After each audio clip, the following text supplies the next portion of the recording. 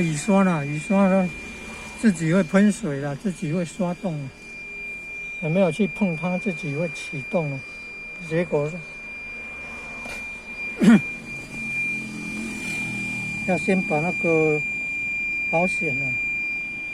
先把那个保险丝拿掉了，看这个表啊，有个挖头雨刷，大家看到那个位置，这个都是保险丝啊，这个位置啊，保险丝拔掉了，那才不会一直在那边刷，一直喷水，水已经喷完了。那这个开关很烫很热，那要拆开哈，光拆开这个部分的螺丝是很不容易，很专业哦，不能随便自己乱用力的，造成那个方向盘不准，那要定位麻烦。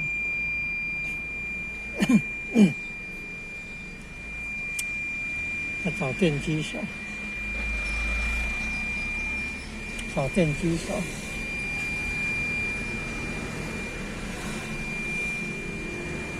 在方向盘的位置。